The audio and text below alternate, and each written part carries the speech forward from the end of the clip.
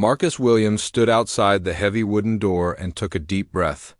His hands were shaking as he held the permission slip that Mrs. Rodriguez had helped him fill out. The paper was already wrinkled from his nervous fingers, and there were small sweat marks on the corners where he had gripped it too tight. The 12-year-old boy looked down at his worn sneakers and tried to calm his racing heart. Through the thick door he could hear the deep voice of Headmaster Thompson talking on the phone. Marcus had been waiting for almost 20 minutes, but he did not want to give up now.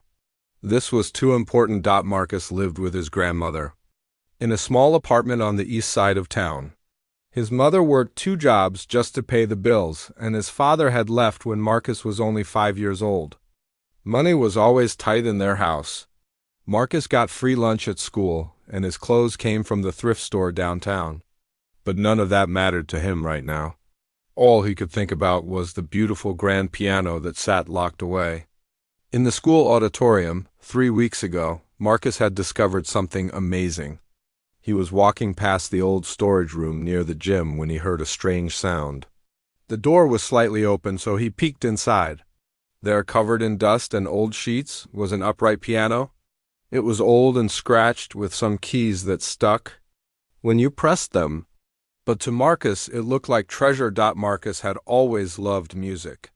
When he was little, his grandmother would sing old songs while she cooked dinner. She told him stories about how his grandfather used to play guitar on the front porch. But Marcus had never had the chance to learn an instrument. His family could not afford piano lessons or even a keyboard. That first day in the storage room, Marcus just touched the piano keys gently. Some of them made no sound at all, and others were out of tune. But when he pressed middle C, something magical happened. The sound filled the dusty room and made his heart feel full.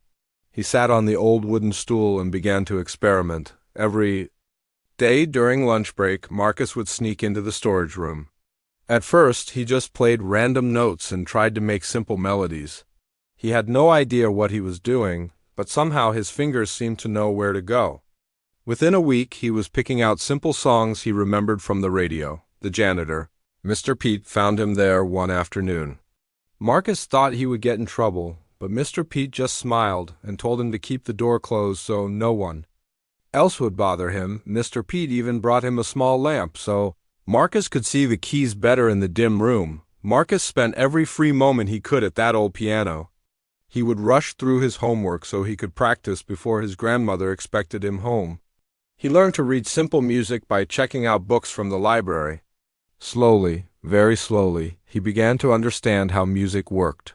The breakthrough came on a rainy Tuesday in March. Marcus was trying to play a song he had heard on the classical music station that morning. His fingers moved across the keys, finding the right notes almost by accident. Before he knew it, he was playing the beginning of Beethoven's Moonlight Sonata. The melody was soft and sad and beautiful, and Marcus felt like he was floating. He did not notice that someone was listening until he finished playing. Mrs. Rodriguez, the music teacher, was standing in the doorway with tears in her eyes. She had been looking for supplies in the storage room when she heard the music. At first, she thought someone had left a radio on. But when she realized it was live piano playing, she had to investigate. "Marcus," she said softly, "how long have you been playing?" Marcus felt his face turn red with embarrassment. "I'm sorry, Mrs. Rodriguez. I know I'm not supposed to be in here. I just found this piano and I couldn't help myself." Mrs. Rodriguez walked over to the piano and sat down beside him on the bench. "Don't apologize, sweetheart. That was beautiful. How did you learn to play like that?" Marcus shrugged his shoulders. "I don't really know. I just listen to the music and try to copy what I hear. My fingers kind of figure it out on their own." Mrs. Rodriguez was amazed. In her 15 years of teaching music, she had never seen natural talent like this. Marcus had taught himself to play one of the most famous classical pieces in the world, and he had done it on a piano that was barely functional. She could see that he had real gift, the kind that comes along maybe once in a teacher's career. "Marcus," she said, "would you play something else for me?" For the next hour, Marcus played song after song. He played pop songs from the radio, church hymns his grandmother hummed, and even some jazz pieces he had heard on late-night television. Mrs. Rodriguez watched his hands move across the keys with growing excitement. This boy was special. This boy could be something amazing if he had the right opportunities. That night, Mrs. Rodriguez could not sleep. She kept thinking about Marcus and his incredible talent. She also thought about the beautiful grand piano that sat unused in the school auditorium. The piano had been donated by a wealthy family 5 years ago, but it was only used for special events and concerts. Most of the time, it sat there gathering dust while students like Marcus made do with broken instruments in storage rooms. The next morning, Mrs. Rodriguez approached Marcus before his first class. "I have an idea," she said. "The school has a wonderful grand piano in the auditorium. It's much better than the one you've been practicing on. What if we asked permission for you to use it for practice time after school?" Marcus's eyes grew wide with excitement. He had seen the grand piano during school assemblies. It was black and shiny, and when the visiting musicians played it, the sound filled the entire auditorium with rich, beautiful music. The idea of playing such an instrument seemed like an impossible dream. "Do you really think they would let me?" Marcus asked. Mrs. Rodriguez smiled. "I think we should ask. You have too much talent to waste on that old piano in the storage room. Plus, the spring talent show is coming up in 2 months. I think you should perform." Marcus felt his heart skip a beat. The talent show was the biggest event of the school year. Students practiced for months to get chosen to perform. The idea that he might be good enough to be on that stage seemed crazy, but Mrs. Rodriguez believed in him. "What do I need to do?" Marcus asked. Mrs. Rodriguez pulled out a permission form from her folder. "We need to get approval from Headmaster Thompson. He controls access to the auditorium. All you have to do is explain why you want to use the piano and show him that you're serious about music." As Marcus took the form, his hands started shaking again. Headmaster Thompson was a tall, serious man who scared most of the students. Marcus had only spoken to him once before, when he first started at the school on his scholarship. But if this was his chance to play real music on a real piano, he had to try. Now, standing outside the headmaster's office, Marcus clutched that permission form and tried to find his courage. This was his moment. This was his chance to show the world what he could do. All he had to do was walk through that door and ask. The door finally opened, and Mrs. Patterson, the headmaster's secretary, looked down at Marcus with a tired expression. She was a thin woman with gray hair pulled back in a tight bun, and she always seemed annoyed when students came to the office. "What do you want?" she asked in a sharp voice. Marcus swallowed hard and held up his permission form. "I need to see Headmaster Thompson, please. I have a request form that needs his approval." Mrs. Patterson sighed loudly and looked at her watch. "He's very busy today. What's this about?" "It's about using the piano in the auditorium for practice," Marcus said quietly. Mrs. Patterson raised her eyebrows and looked Marcus up and down. She noticed his worn clothes and old backpack. "The auditorium piano? That's for special events only." "Are you in the advanced music program?" Marcus shook his head.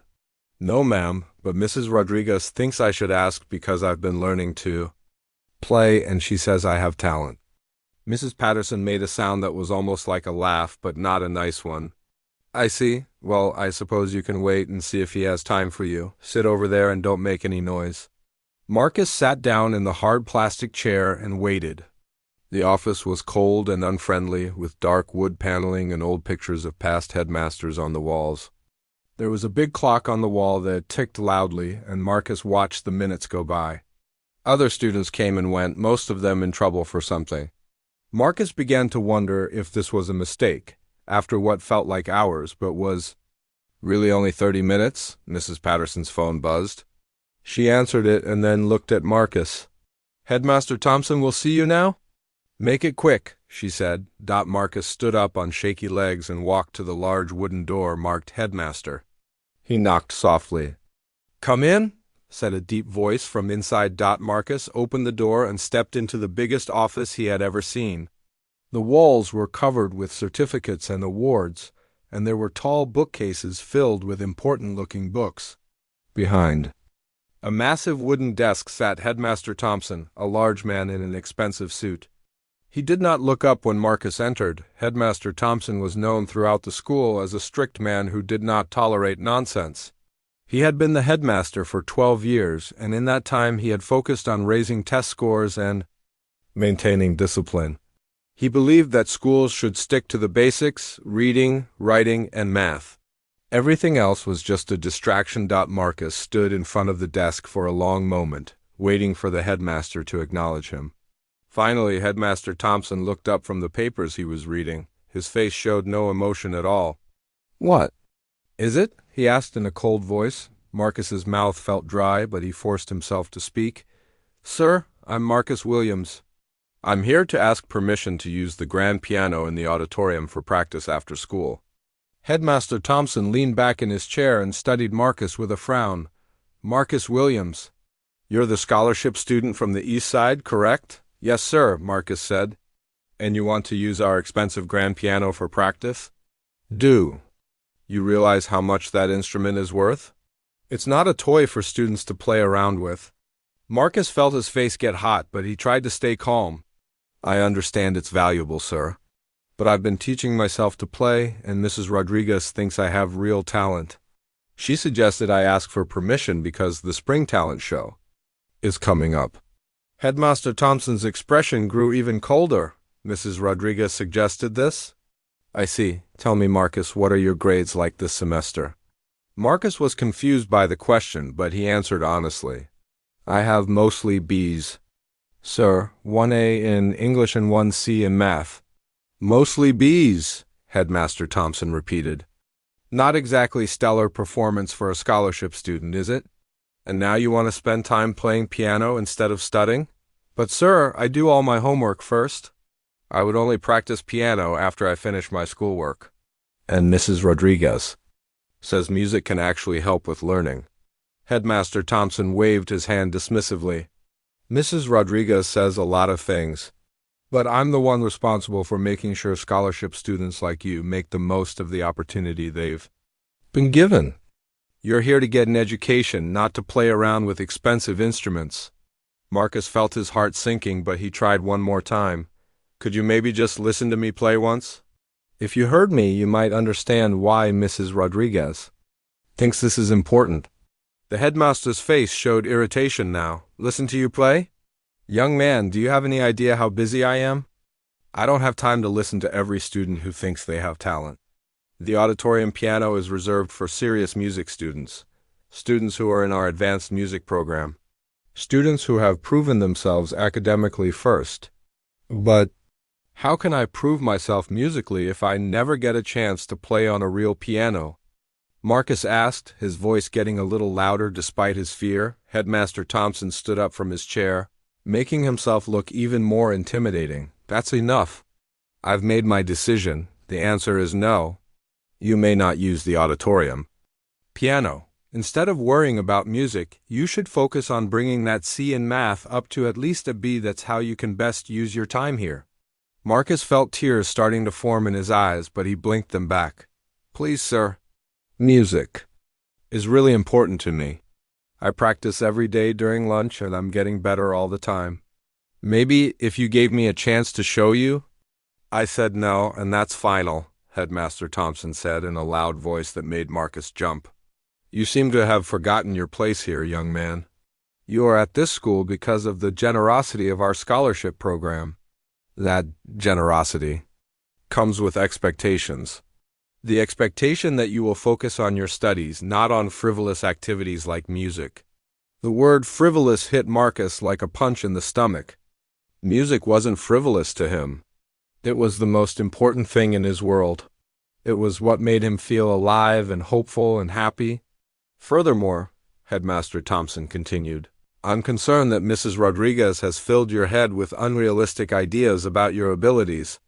Perhaps I need to have a conversation with her about encouraging false hopes in struggling students." Marcus's face went pale. The last thing he wanted was for Mrs. Rodriguez to get in trouble because of him. She was the only teacher who had ever believed in him, and now she might face problems with the headmaster because she had tried to help. Please don't blame Mrs. Rodriguez, Marcus said quickly. This was my idea. She was just trying to help me. Headmaster Thompson sat back down and picked up his pen, signaling that the conversation was over. The answer is no, Marcus. Use your time here wisely. Focus on your grades. Stop wasting time on things that won't help you in the real world. That's all. Marcus stood there for a moment, not knowing what to say. He looked at the permission form in his hand, which now seemed like a worthless piece of paper. All his dreams of playing the beautiful grand piano seemed to crumble in that moment. You may go, Headmaster Thompson said without looking up. Marcus walked slowly to the door, feeling like his legs were made of heavy lead. As he opened the door, he heard the headmaster's voice one more time. And Marcus? I don't want to hear any more requests like this. Is that understood? Yes, sir, Marcus whispered, and closed the door behind him. Mrs. Patterson looked up from her desk as Marcus walked past. She could see the disappointment on his face, and for just a moment her expression seemed to soften slightly. Didn't go well? She asked. Marcus shook his head and kept walking. He couldn't trust himself to speak without crying. As Marcus walked down the hallway toward his next class, other students moved around him like he wasn't even there. He felt invisible and small and completely defeated. The permission form was still crumpled in his hand, and he thought about throwing it in the trash. What was the point of keeping it now? By the time Marcus reached his classroom, word was already starting to spread. Mrs. Rodriguez found him after school and could tell immediately that the meeting hadn't gone well. When she asked what happened, Marcus told her everything. He watched as her face grew angry and sad at the same time. I'm sorry, Marcus said. I think I got you in trouble too. Mrs. Rodriguez put her hand on Marcus's shoulder. You didn't get me in trouble, sweetheart, and this isn't over. Just because one person doesn't see your talent doesn't mean it's not real. But as Marcus walked home that afternoon, he felt like maybe Headmaster Thompson was right. Maybe he was just a scholarship kid who should stick to his books and stop dreaming about things that were too big for someone like him. Maybe music really was just a waste of time. Marcus didn't go to the storage room for 3 days after his meeting with Headmaster Thompson. Every time he walked past the door during lunch, he felt a heavy sadness in his chest. The headmaster's words kept playing in his mind. Frivolous activities, false hopes, know your place. Maybe the man was right. Maybe Marcus was just fooling himself about having any real talent. On Thursday, Mrs. Rodriguez found Marcus sitting alone in the cafeteria, barely touching his lunch. She sat down across from him with her own tray. I haven't heard any piano music coming from the storage room lately, she said gently. Marcus looked up at her with tired eyes. I don't think I should play anymore. Headmaster Thompson made it pretty clear that music isn't for someone like me. Mrs. Rodriguez felt anger flash through her, but she kept her voice calm. Marcus, can I tell you something? Some of the greatest musicians in history were told they weren't good enough. They were rejected and criticized and told to give up. But they didn't stop playing because they knew something the critics didn't know. What did they know? Marcus asked. They knew that music isn't about permission from other people. It's about the gift you have inside you. And that gift doesn't disappear just because one person can't see it. Marcus picked at his sandwich. But what's the point? I can't use the good piano. I can't be in the talent show. Maybe I should just focus on my grades, like he said. Mrs. Rodriguez leaned forward. Let me ask you something. When you play piano, how does it make you feel? Marcus thought for a moment, like I'm flying. Like nothing else in the world matters. Like I'm exactly where I'm supposed to be. And when you don't play piano, like something important is missing. Like I'm not really myself. Mrs. Rodriguez smiled. That's how you know it's real, Marcus. That feeling doesn't come from having permission or playing on expensive instruments. It comes from who you are inside. Don't let anyone take that away from you. That afternoon, Marcus found himself standing outside the storage room again. His feet had carried him there almost without his conscious decision.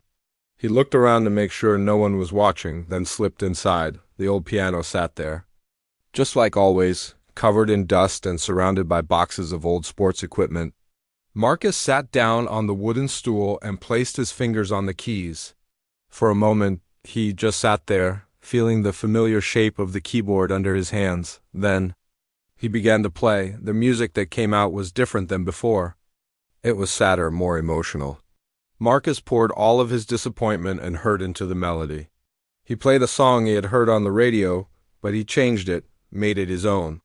The broken keys and out-of-tune notes almost seemed to add to the beauty, making the music sound more real and raw.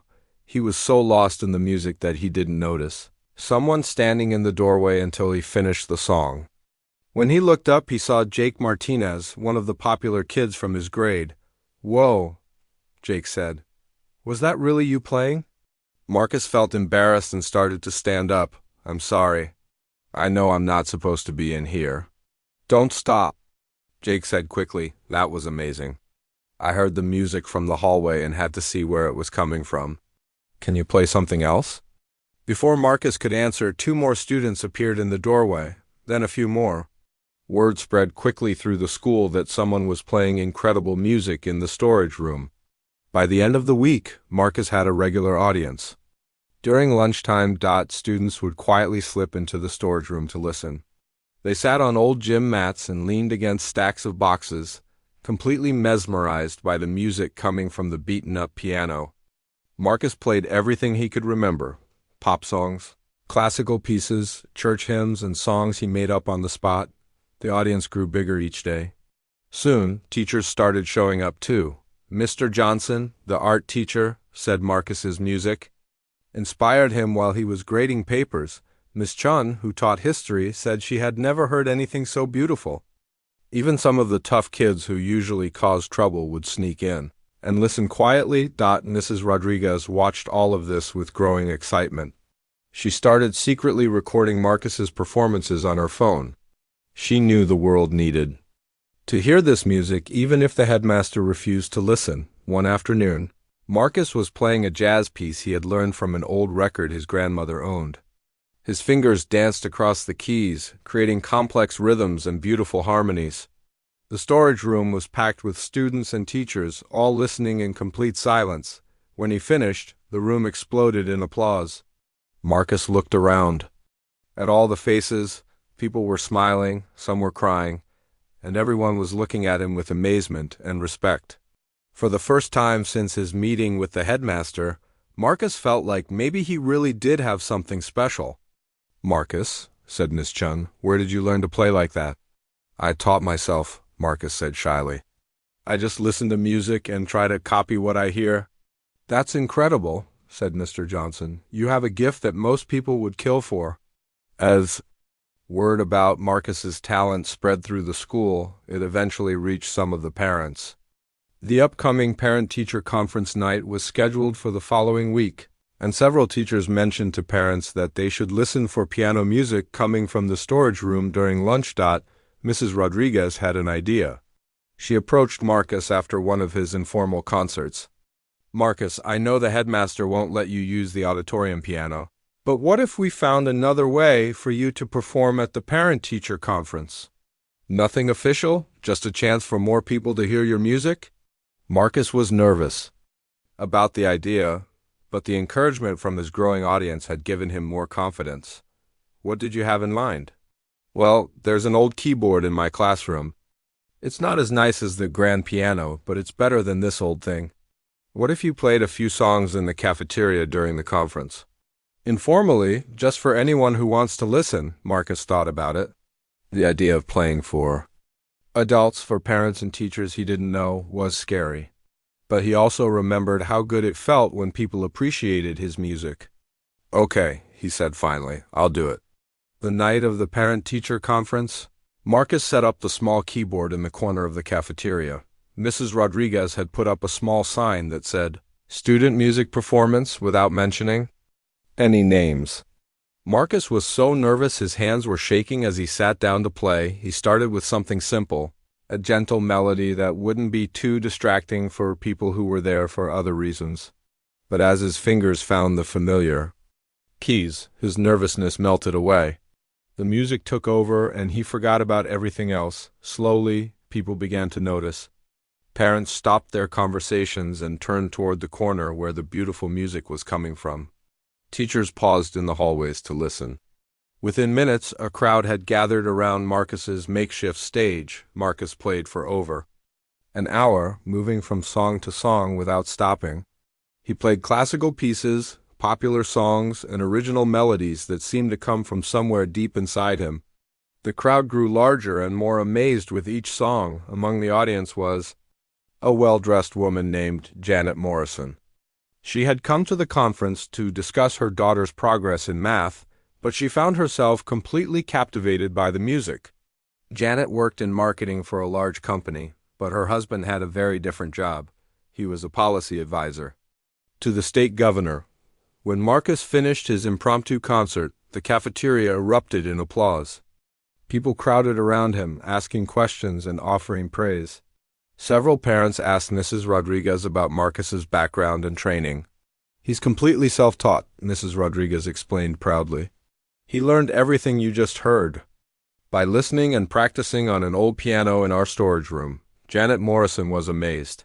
She had 2 daughters who took expensive piano lessons, and neither of them could play half as well as this young boy who had taught himself. As she drove home that night, she couldn't stop thinking about Marcus's performance. When she got home, her husband David was working late in his home office, preparing for meetings with Governor Patricia Williams the next day. Janet knocked on his door. "David, you're not going to believe what I just heard," she said. She told him about Marcus's incredible performance, about how he had taught himself to play, and about how he was practicing on a broken piano in a storage room because the school wouldn't let him use their good instrument. David looked up from his papers with interest. Governor Williams was passionate about education and the arts. She often talked about the importance of supporting talented students, especially those from disadvantaged backgrounds. That's exactly the kind of story the governor would want to hear, David said. She's always looking for examples of students who need more support to reach their potential. Janet sat down in the chair across from his desk. "Do you think she would actually be interested in helping one student?" David smiled. "You'd be surprised what the governor is willing to do when she hears about talented kids who aren't getting the opportunities they deserve. Let me mention this to her tomorrow." Neither of them knew it yet, but that conversation was about to change Marcus's life forever. Sometimes the most important moments happen when we least expect them, and Marcus's cafeteria performance had just... Governor Patricia Williams was reviewing her schedule for the day when her policy advisor, David Morrison, knocked on her office door.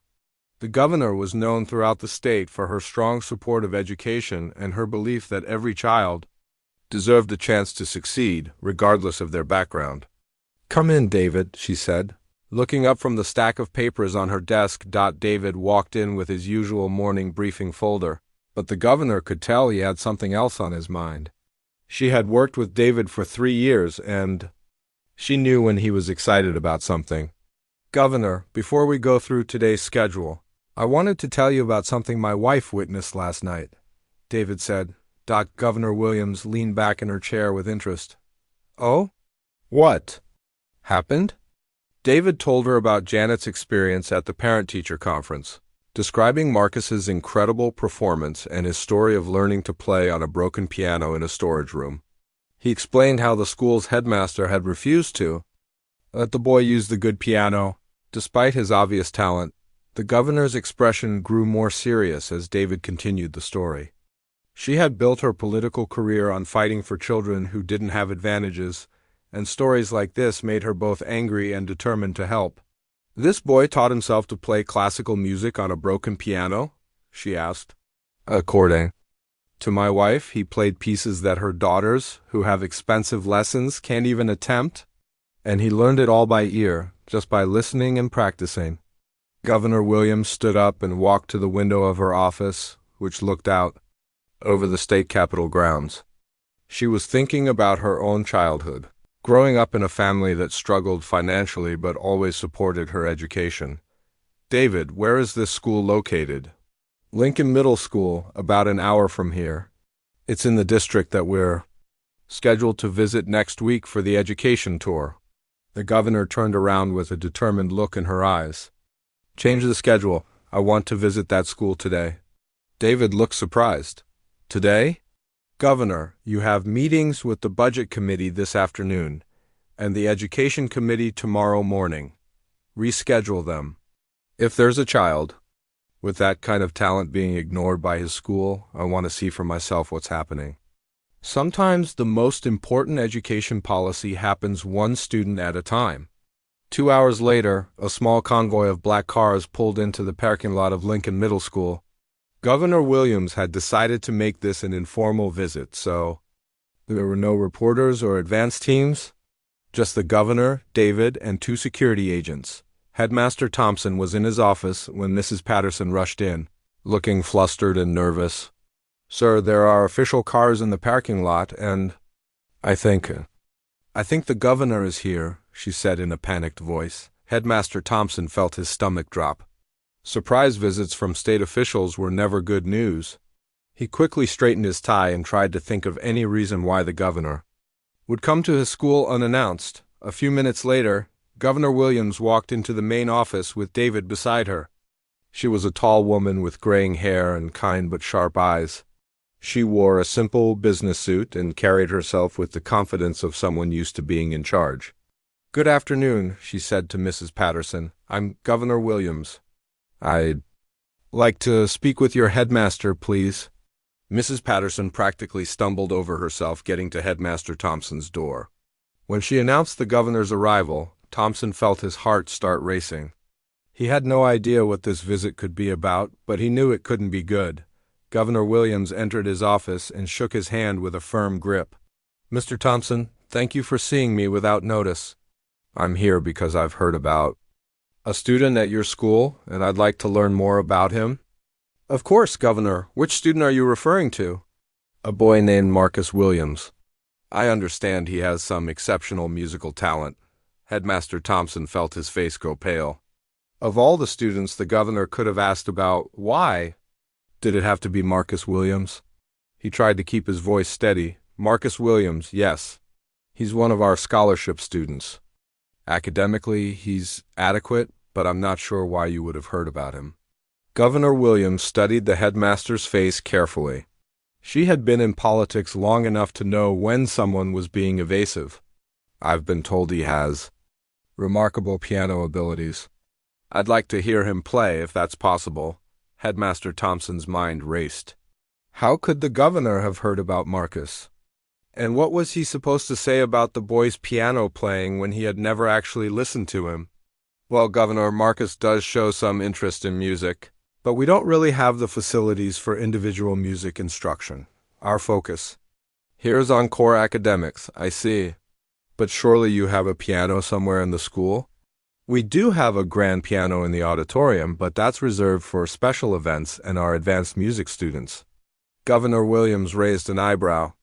"And Marcus isn't considered an advanced music student?" Headmaster Thompson felt sweat forming on his forehead. "Governor, Marcus is here on a needs-based scholarship. Our priority is making sure he succeeds academically. We can't afford to let scholarship students get distracted by extracurricular activities." The governor's expression grew cooler. "Mr. Thompson, are you telling me that you deny opportunities to students based on their economic background?" No, of course not," Headmaster Thompson said quickly. "It's just that we need to make sure all students focus on their studies first." At that moment, they were interrupted by the sound of piano music coming from somewhere in the school. It was lunchtime, and Marcus was in the storage room, playing for his usual audience of students and teachers. Governor Williams paused and listened carefully. Even from a distance and through several walls, the music was clearly beautiful and complex. "Is that coming from your auditorium?" she asked. Headmaster Thompson listened and felt his heart sink.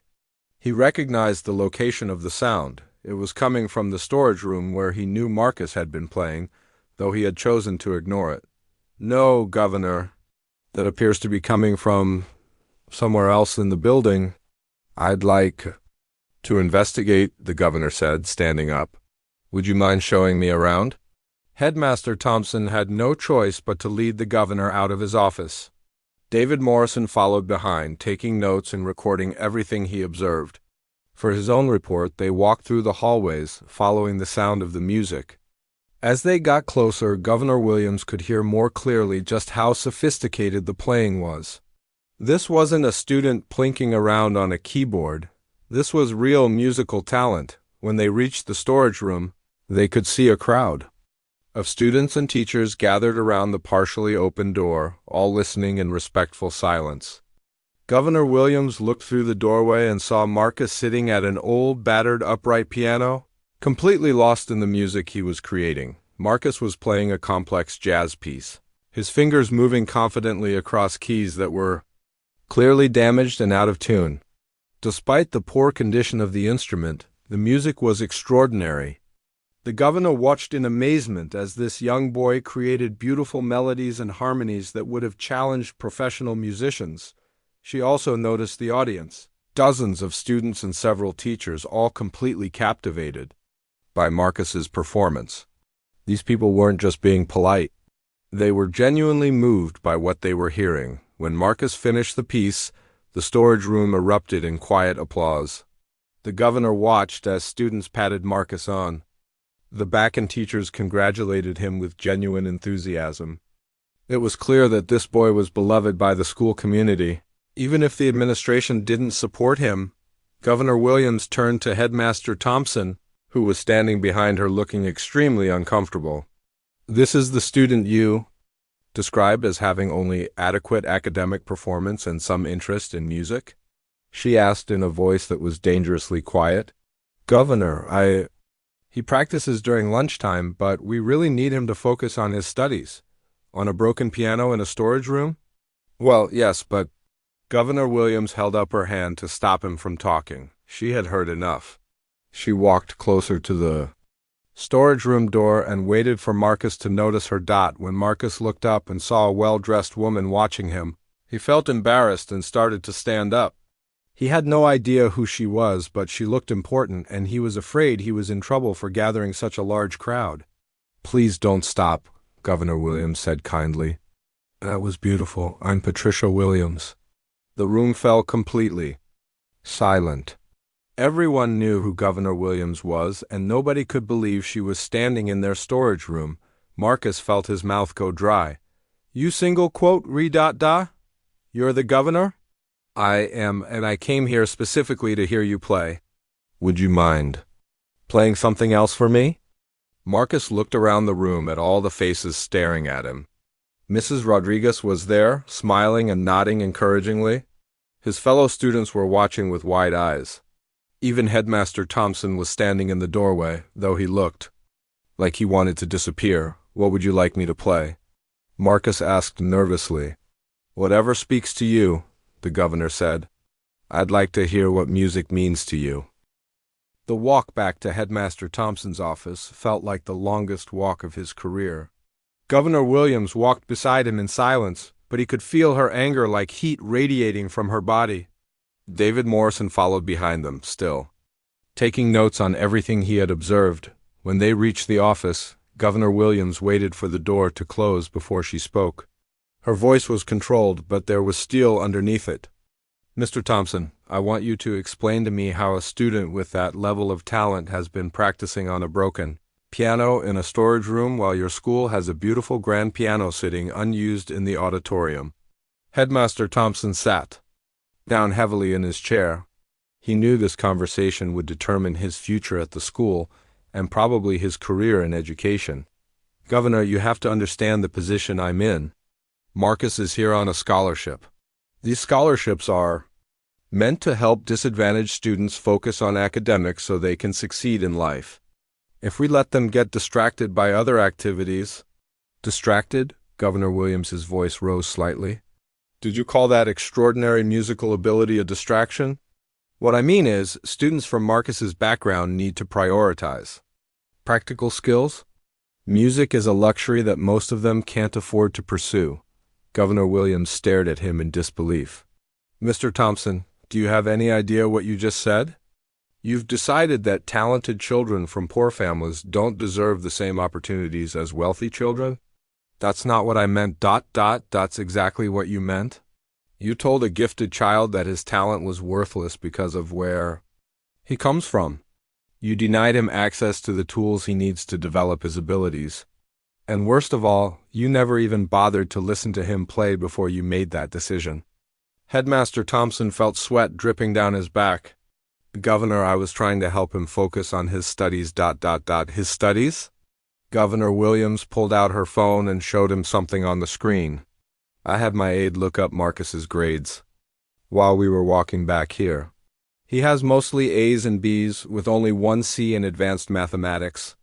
He's performing better academically than 60% of your student body. The governor stood up and began pacing around the office. So let me understand this correctly. A student with excellent grades and extraordinary musical talent asked permission to practice piano after school hours. Your response was to tell him that music was frivolous and that he should know his place. Is that accurate? Headmaster Thompson realized that there was no way to make his decision sound reasonable. Governor, I may have made an error in judgment. An error in judgment? The governor's voice was incredulous. Mr. Thompson, you crushed a child's dreams because of your own prejudices. That's not an error in judgment. That's a failure of basic human decency. The conversation continued for another 20 minutes, with Governor Williams asking pointed questions about the school's policies and Thompson's decision-making process. By the end, the headmaster looked like a man who had just been through a storm. Here's what's going to happen, Governor Williams said finally. Effective immediately, Marcus Williams will have unlimited access to the auditorium and grand piano. He will be allowed to practice during lunch, after school, and during any other appropriate times. Is that clear? Yes, Governor, absolutely clear. Furthermore, I want you to personally apologize to that young man for the way you treated him. Not because I'm telling you to, but because it's the right thing to do. Headmaster Thompson nodded miserably. Of course. And Mr. Thompson? If I hear that you have retaliated against Marcus or Mrs. Rodriguez in any way for this situation, you will find yourself looking for a new job. Do I make myself clear?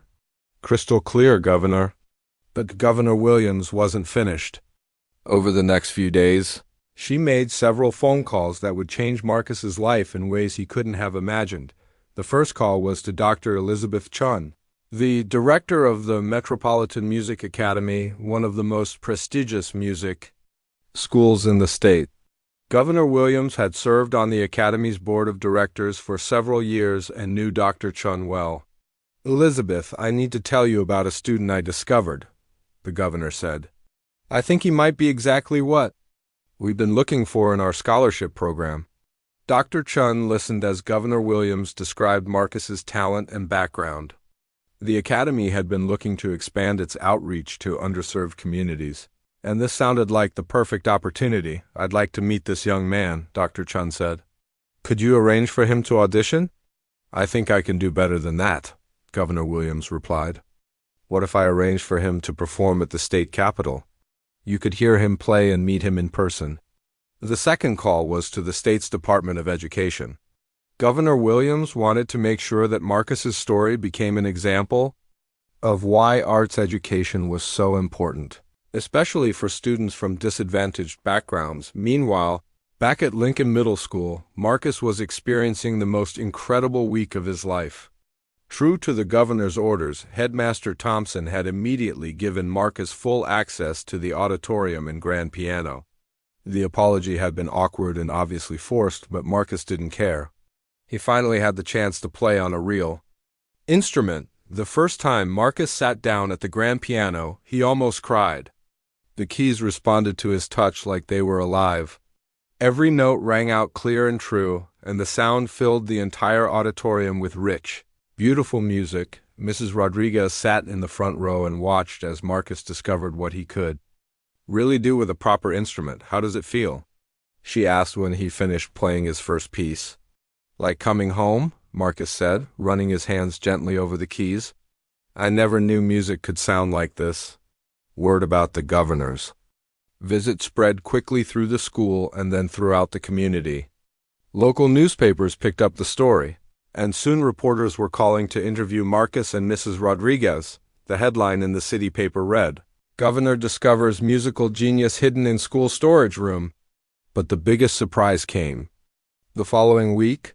When Governor Williams called Marcus's home personally, Marcus's grandmother answered the phone, and when she heard who was calling, she almost dropped the receiver. "Marcus," she called out in a shaky voice, "the governor wants to talk to you." Marcus took the phone with trembling hands. "Hello? Hello, Marcus. This is Governor Williams. I hope you're enjoying your time with the grand piano." "Yes, ma'am, it's amazing. Thank you so much for helping me. Marcus, I'm calling because I have an opportunity I'd like to discuss with you. Next week is Arts Education Week at the state capitol. I host an event every year to celebrate talented students from across the state. Would you be interested in performing for our guests?" Marcus felt like the room was spinning. "You want me to play at the state capitol?" "I do. There will be lawmakers, educators, and some very important people from the music world. I think they need to hear what you can do." Marcus looked at his grandmother, who was listening to every word with tears in her eyes. "Yes, ma'am. I would be honored." The performance at the state capitol was everything Marcus had dreamed of and more. He played on a beautiful concert grand piano in front of an audience of 300 people. In the front row sat Dr. Chun from the Metropolitan Music Academy, along with several other music educators and professional musicians. Marcus performed 3 pieces, a classical piece by Chopin, a jazz standard that he had arranged himself, and his original composition, Hoping for Tomorrow. By the time he finished, the entire audience was on their feet giving him a standing ovation that lasted for 5 minutes. After the performance, Dr. Chun approached Marcus and his family. "Marcus, that was extraordinary," she said. "I would like to offer you a full scholarship to the Metropolitan Music Academy. This includes private lessons, performance opportunities, and preparation for conservatory-level training." Marcus felt like he was dreaming. Just 2 months ago, he had been told that music was a waste of his time. Now he was being offered a scholarship to one of the best music schools in the state. The story had one final chapter that brought everything full circle. At the end of the school year, Headmaster Thompson announced his resignation. He said he was pursuing other opportunities, but everyone knew the truth. His treatment of Marcus had become a symbol of everything wrong with educational systems that failed to recognize and nurture talent in all students. The new headmaster who replaced him was a woman named Dr. Sarah Martinez, who had built her career on supporting arts education and helping disadvantaged students reach their potential. One of her first acts was to establish a music scholarship program in Marcus's name, ensuring that future talented students would never face the barriers that Marcus had overcome. Mrs. Rodriguez was promoted to head of the music department and given the resources she needed to build a comprehensive music program. The storage room piano was refurbished and placed in a new practice room, with a plaque that read, "Sometimes the most beautiful music comes from the most unlikely places." Marcus went on to excel at the Metropolitan Music Academy. He won several regional piano competitions and was accepted to a prestigious conservatory with a full scholarship. But he never forgot where he came from or the people who believed in him when others didn't.